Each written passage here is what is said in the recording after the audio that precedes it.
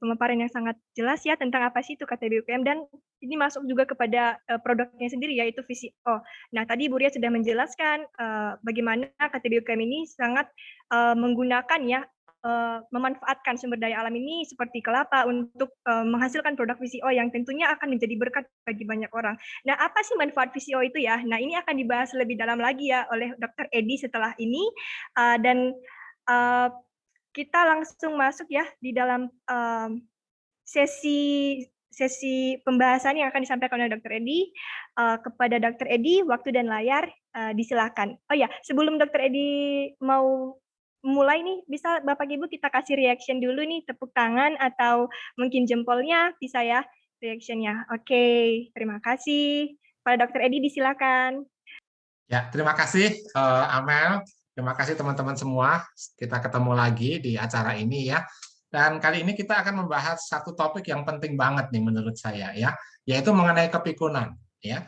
Nah, teman-teman, kepikunan itu ternyata tidak harus orang tua loh yang ngalamin ya. Yang lebih muda pun bisa mengalami kepikunan gitu ya. Dan kepikunan itu bukan sekedar hanya lupa, ternyata ada juga kepikunan yang merupakan penyakit yang mungkin kita nggak sadari ya. Nah hari ini saya akan tampilkan share screen-nya ya, yaitu judul yang diminta oleh panitia adalah manfaat VCO dan pegagan dalam membantu mencegah serta mengatasi kepikunan ya. Nah teman-teman, di sini ada Instagram saya juga, teman-teman bisa follow. Nanti banyak informasi kesehatan dan rekaman-rekaman dari webinar-webinar sebelumnya saya posting juga di Instagram ya. Nah, teman-teman, yang pertama kita akan membahas mengenai kepikunan dan penyebabnya ya. Nah, ternyata kepikunan itu, teman-teman, itu ada dua jenis ya. Yang pertama adalah proses penuaan yang normal. Ini nggak parah ya. Jadi kepikunannya itu tidak mengganggu kehidupan mereka sehari-hari ya. Jadi orang suka bilang ya sudah tua maklumlah lupa-lupa gitu ya. Itu kan seringkali ada peribahasa perkataan begitu ya. Itu memang betul ya. Tapi itu sekedar lupa ya, lupa-lupa gitu ya. Dan ada juga yang kedua nih yang disebut sebagai demensia ya. Nah, demensia ini kepikunan yang sangat parah teman-teman, cepat memburuk ya, sampai orang itu tidak bisa beraktivitas secara normal lagi akibat kepikunannya begitu ya. Jadi bukannya makin tua makin pikun, enggak teman-teman ya.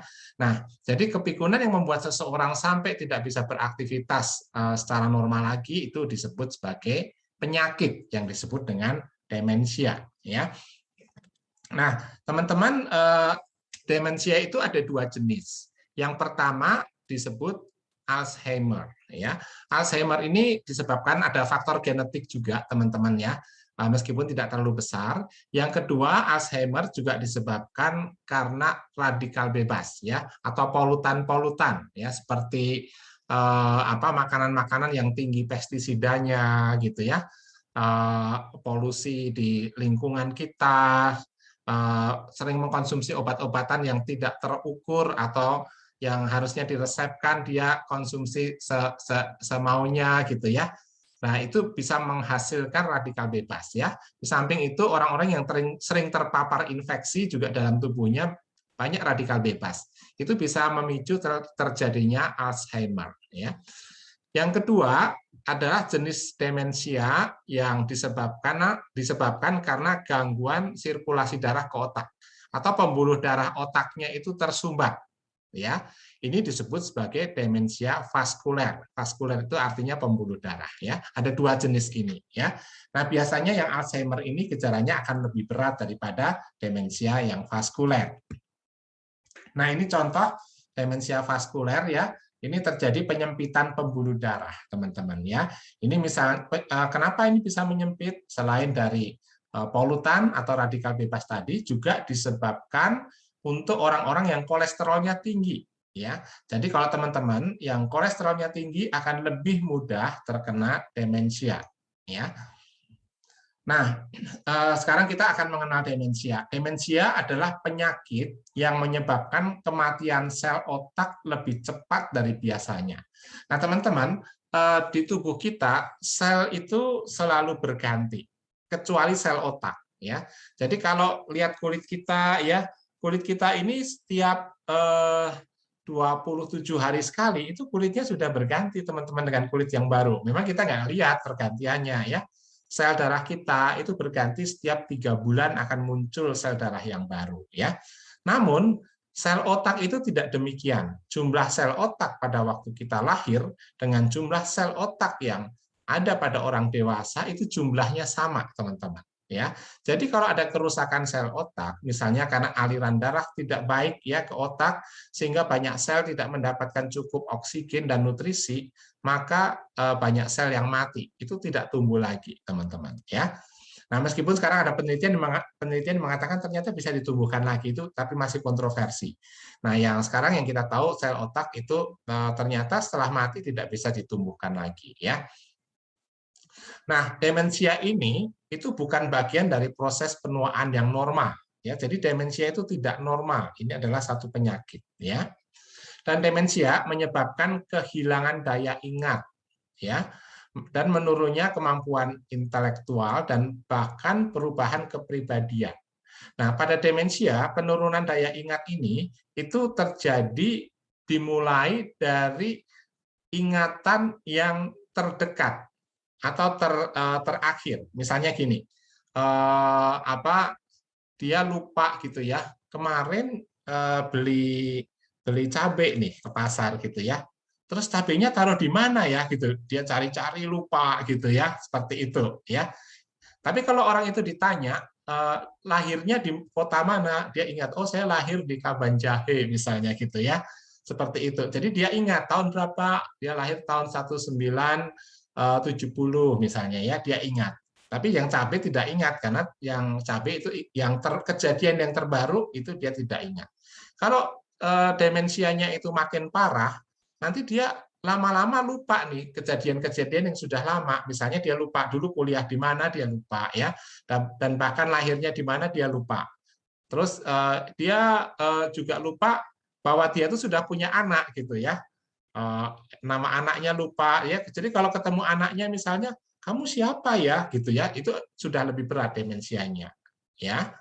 Dan juga kemampuan intelektual misalnya untuk menghitung ya, menghafal, membaca, menulis itu makin menurun atau bahkan tidak bisa dilakukan lagi.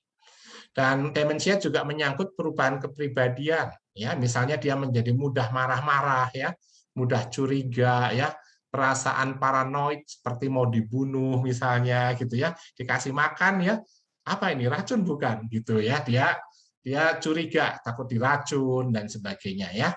Nah, itu tahapan-tahapan demensianya. Nah, bisa terjadi di usia dewasa berapapun, terutama di atas 65 tahun ke atas, teman-teman ya. Apakah bisa terjadi di umur 50? Bisa terjadi ya, karena ini satu penyakit ya. Nah,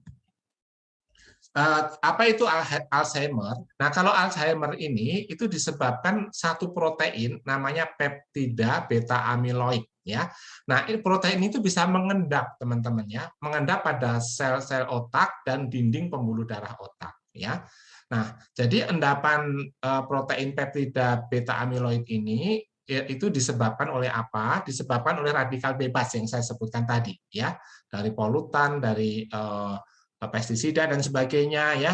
Nah, itu disebut sebagai reaktif oksigen spesies atau ROS gitu ya, ROS. Dan peptida beta amiloid ini juga mengakibatkan kematian sel otak ya. Jadi bukan hanya pembuluh darahnya saja seperti demensia vaskuler, namun kalau ditemukan beta amiloid ini, itu sel otak itu akan banyak yang mati oleh endapan protein ini. Dan selain itu, peptida beta amiloid juga bisa menyumbat pembuluh darah ya, mengakibatkan seperti demensia vaskuler tadi ya. Dan untuk golongan Alzheimer ini, antioksidan itu bermanfaat untuk mengatasi radikal bebas atau ROS tadi dan memperbaiki kondisi Alzheimer. Jadi kalau ditemukan Alzheimer diberikan antioksidan, maka kondisi Alzheimer-nya itu akan berangsur membaik ya, atau bahkan bisa mencegah terjadinya Alzheimer ya. Nah, antioksidan itu apa? Antioksidan adalah zat untuk melawan radikal bebas yang ada pada tumbuh-tumbuhan ya.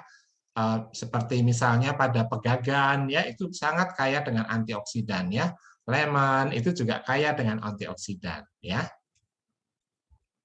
Nah, ini adalah otak ya, teman-teman. Ini otak yang normal ya, yang sebelah kiri ya.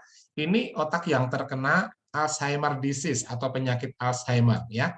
Kalau teman-teman lihat, size atau ukuran otaknya menjadi mengkerut, mengecil. Nah, itulah yang menyebabkan fungsinya juga menurun ya. Terus di otak ini ada celah-celahnya ya, ada celah-celahnya. Nah, kalau pertama otak yang normal ini yang kiri celah-celahnya ini sempit, artinya otaknya cukup padat gitu ya. Nah, kalau terkena Alzheimer, celah-celahnya menjadi lebar disebabkan karena sel-sel otaknya yang berkurang, otaknya mengkerut seperti ini ya. Ini penampang yang di bawahnya penampang melintangnya seperti ini. Kalau yang Alzheimer, teman-teman lihat makin sedikit ya bagian otaknya seperti itu ya. Nah, itu sebabnya kenapa orang-orang yang terkena demensia dan Alzheimer ini kemampuan otaknya menurun dengan sangat drastis. Nah, penyebabnya apa? Selain radikal bebas, penyebab demensia ini juga bisa disebabkan karena stroke. Nah, untuk orang-orang yang kena stroke, apalagi kenanya sampai 2 kali atau lebih, akan lebih mudah kena demensia ya. Terus autoimun jenis multiple sclerosis ya, ini juga menyebabkan banyak menyebabkan demensia. Kemudian meningitis atau radang otak ya, terus HIV ya atau AIDS yang menyerang otak, cedera otak ya, misalnya sering bertinju tanpa pengaman gitu ya, atau sering berantem gitu ya, lama-lama kena demensia tuh kalau kepalanya sering dipukul ya. Makanya nggak boleh sering-sering berantem, nggak boleh berantem malahan ya. Kemudian tumor otak itu bisa menyebabkan demensia. Bahkan depresi itu menyebabkan demensia juga teman-teman ya. Stres yang berkepanjangan menyebabkan depresi ya. Karena itu teman-teman perlu segera mencari solusinya bila mengalami stres supaya tidak berlanjut ke demensia ya. Mengkonsumsi alkohol yang berlebihan ya, misalnya konsumsi tuak ya, alkohol itu yang alkoholnya 40% atau lebih ya, seperti tuak gitu ya, Shopee kalau di NTT ya, itu kalau sering konsumsi itu menyebabkan kematian sel otak yang mengarah kepada demensia dan Alzheimer tadi ya. Kemudian riwayat keluarga menderita demensia, itu ada faktor genetiknya. Kemudian pertambahan usia itu makin tua, resiko terkena demensia juga makin besar, meskipun itu bisa dihindari dengan menjaga pola hidup yang sehat ya. Kemudian kencing manis atau diabetes, hipertensi, kolesterol tinggi itu juga menyebabkan demensia ya. Dan untuk orang-orang yang sering mengkonsumsi obat penenang dan obat pereda nyeri ya, sedikit-sedikit cari obat ngilangin sakit ya, sedikit-sedikit cari paracetamol, sedikit-sedikit cari obat tidur itu ya, itu akan lebih cepat mengalami demensia ya. Kemudian kekurangan vitamin B1, B6, B12 ini disebut B kompleks. Kekurangan vitamin E dan zat besi ini juga menyebabkan demensia ya. Nah, itu sebabnya kenapa kalau makan kita disarankan makan beras, kalau makan beras jadi ayam ya, makan nasi ya, makan nasi merah, bukan nasi putih. Kenapa? Karena nasi merah kaya dengan B1, B6, B12, teman-teman ya, supaya tidak cepat demensia. Kemudian logam berat ya, logam berat itu bukan berarti makan logam ya, makan cincin, makan gelang, bukan ya. Logam berat ini contohnya merkuri ya, apa namanya PB atau timah hitam, dan beberapa jenis logam berat itu ada pada pestisida ya, itu perlu dihindari ya. Satunya lagi pestisida. Oke, ini adalah penyebab-penyebab demensia. Jadi kalau teman-teman kita ingin sampai kita tua nanti tetap bisa beraktivitas dengan baik ya, tetap bisa berpikir dengan baik ya, tetap bisa memimpin perusahaan atau berbisnis dengan baik ya, atau tetap bisa